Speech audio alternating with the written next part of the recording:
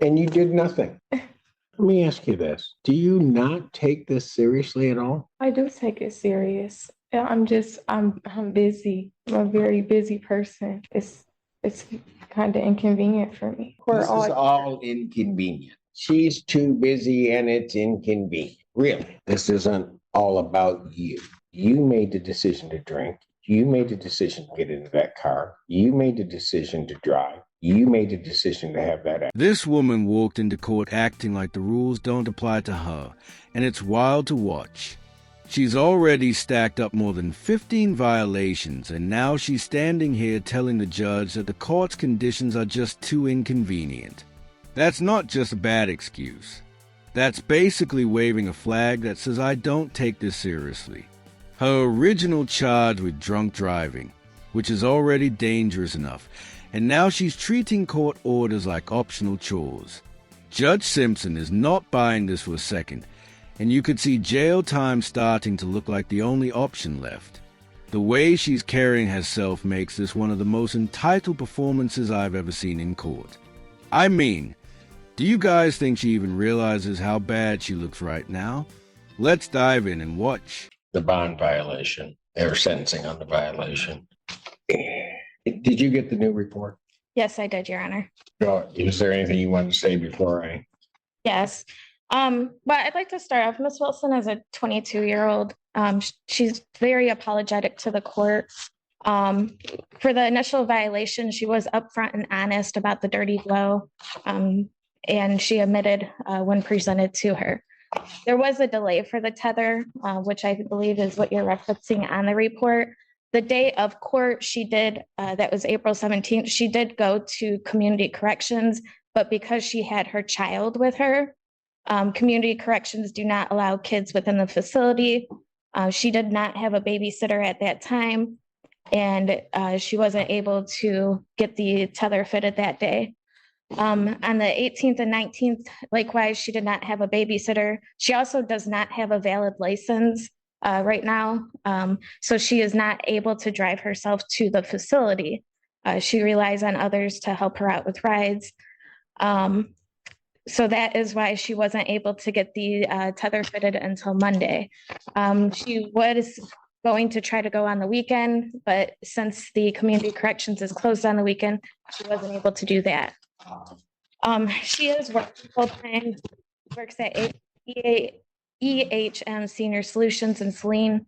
She's been there for the last 4 years. She works, she also is enrolled inside school full-time, inside the nursing program, and she's a full-time mother. She has no one to really help her with watching the kid during the day. So we'd be asked that she be allowed to continue on bond while this case is pending. Anything from the people? We leave it on the court's discretion. The problem that I have, Ms. Wilson, is that on the 17th, you admitted to the violations. We set the sentencing out to today. In the interim, because there was a dirty flow, I had told you to report to community corrections to get on a scram tether immediately. That was on the 17th. It was not until Monday of this week that in the late afternoon on Monday that you put yourself onto a scram tether. I'm trying to figure out why. Can I talk? Yeah. I worked both. What'd you say? I worked Thursday and Friday, and yeah, I have my kid up until I go to work. And I also didn't know that my son couldn't go in there because I went over there after court. And I understand that, but that was on Wednesday. right. And then I worked Thursday and Friday, and they weren't open the weekend. Did you work Monday?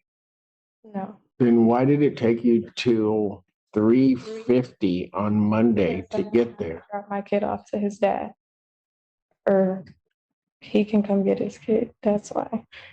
So she usually starts work at 3 p.m. until 11:30, and that's whenever the father of the child takes the child. Before then, she is usually watching the child. Well, not watching. Tell me how I know that you weren't drinking over the week. I mean, young lady, I don't.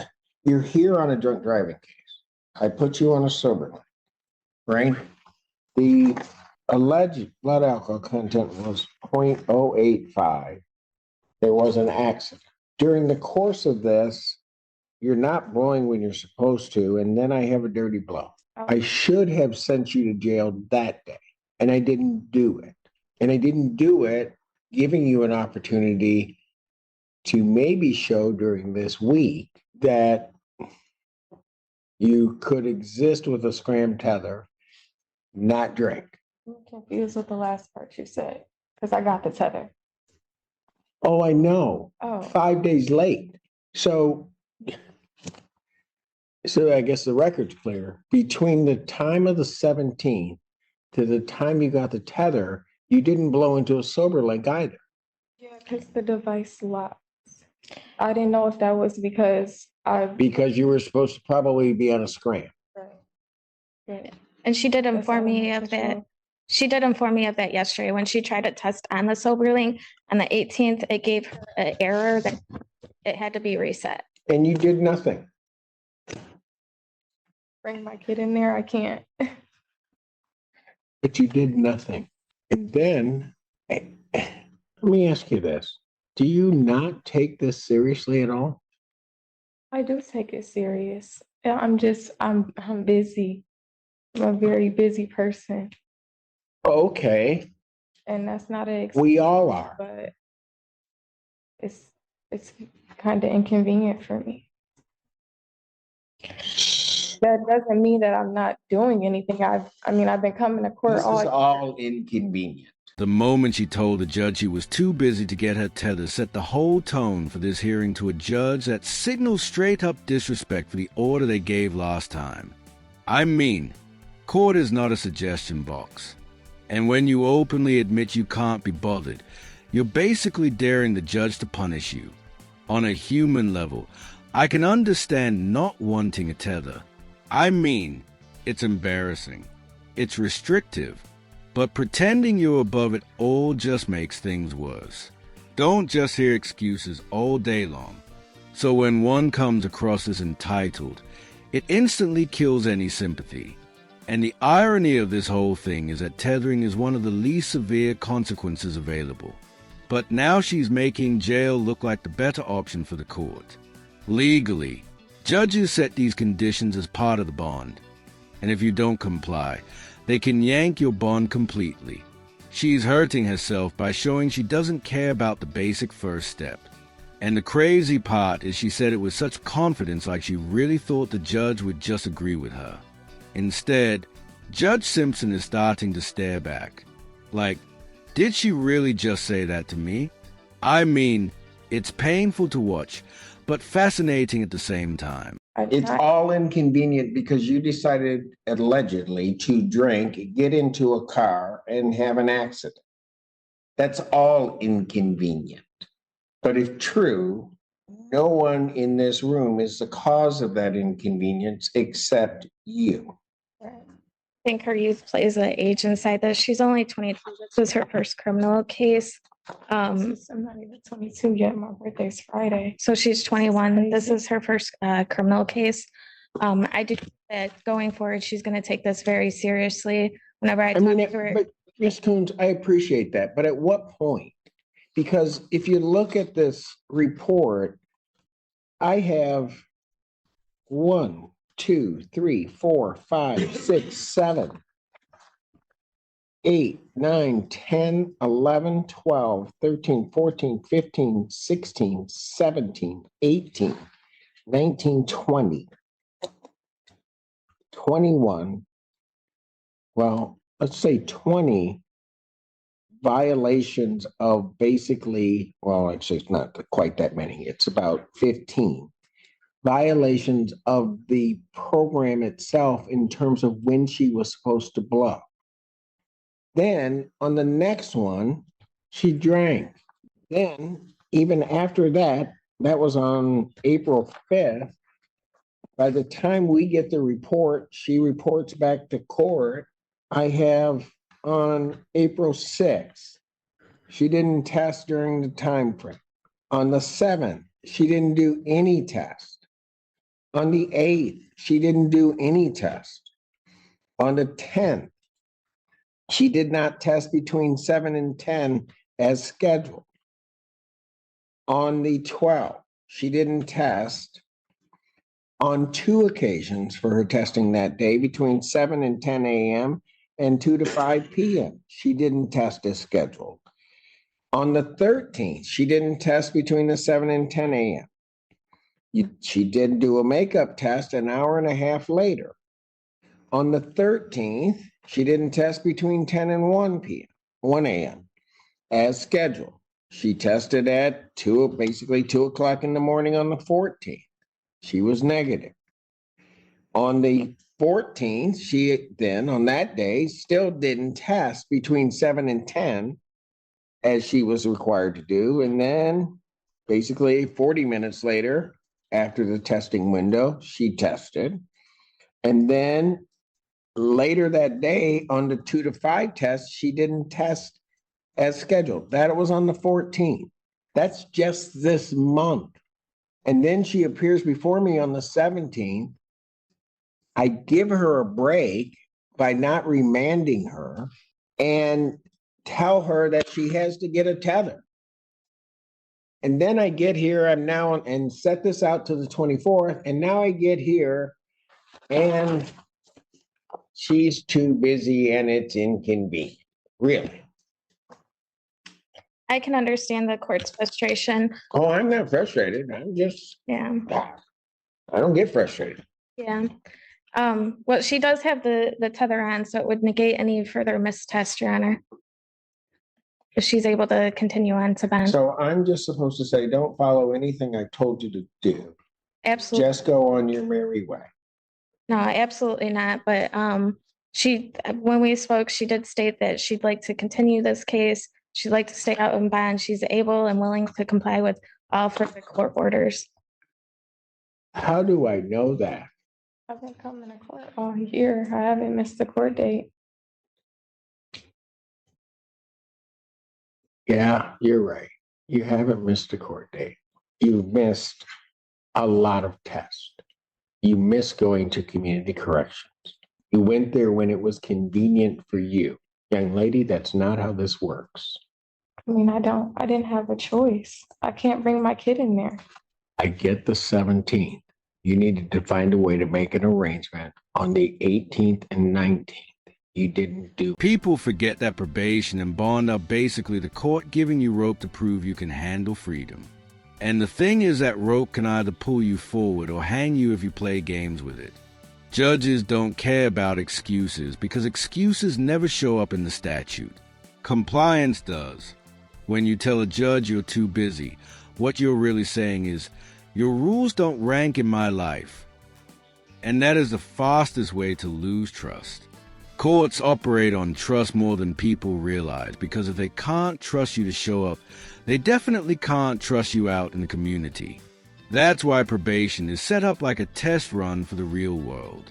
If you fail the test, you don't move forward. And it's not just about jail time either, because a violation here can follow up into jobs, housing, even car insurance rates. I mean, the system isn't perfect, but one thing it does consistently is punish people who act like the rules don't apply to them. That's why judges will hammer down even harder when they see arrogance like this, because it sends a message to the next defendant watching. Think of it like the parent who punishes one kid so the rest don't try it. And honestly, that's why these hearings end up being less about one person and more about the example they're making. Do you think it's fair for judges to use one case to set an example for everybody else, or should it only be about the individual? In fact, so that we're also clear on the 19th, on the 18th, community corrections talked to you that day. Mm-hmm. And you told them that you would report to them on the 19th. Yes, because I thought I could, but I couldn't. That's a Friday. Mm-hmm. And you didn't report on the 19th. You didn't call to reschedule or offer to them, according to this report, any explanation for your not reporting. You just didn't show up. And then on Monday, even if I accept your rationale that you were working, and that in terms of working, you couldn't make it. Even if I accept that rationale, which I don't. Monday, you weren't working and you still didn't go until late, actually, after the agent that's assigned to your case at Community Corrections had left. And you're lucky that somebody else there stepped in and put you on a scram tether, because otherwise you'd be showing up today with no tether. And mind you, the person that did that did it after the agent that's assigned to your case had terminated you from community correction supervision because you weren't compliant. Anything else? Nothing further, Your Honor. Ready? You're going to have to learn to just pay attention. When court tells you to do something, you're going to have to do it. This isn't all about you. Everybody has busy lives. And I can appreciate it when I see people try. What I see in this report is somebody that's not trying. That somebody is putting other priorities ahead of what your obligation to this court is and what your obligation to this case is. And again, allegedly, you made the decision to drink. You made the decision to get into that car. You made the decision to drive. You made the decision to have that accident. So, sentence of the court, defendant remanded to the Washington County Jail to serve 5 days for the violations to date. Mr. Allen, you may take her. This case is a perfect reminder that court isn't really about the drama we see in the room. It's about whether the system thinks you can be trusted on the outside. I mean, we all know judges don't enjoy throwing people in jail. But when you push them into a corner like this, they'll always side with public safety. So, what a lot of people don't realize is jail time isn't just about punishment. It's leverage. Because once you sit even a few days, the court knows you'll think twice. And honestly, the ripple effects go way beyond the bars. A single violation can mean losing your license, missing work, or even getting locked out of an apartment application years later. That's the part most people don't see. How a small mistake like this inside of the courtroom multiplies into real-life setbacks. I mean, Judge Simpson didn't even explode here. He didn't really lecture her either. He just handed out a decision that carried weight, and that quiet authority is something scarier than yelling. It kind of just shows the law. It kind of just shows that the law doesn't need volume to get to the point. And maybe that's a bigger question. Do consequences work better when they're calm and steady or when they're loud and angry? Let me know what you guys think. Thanks for watching, guys.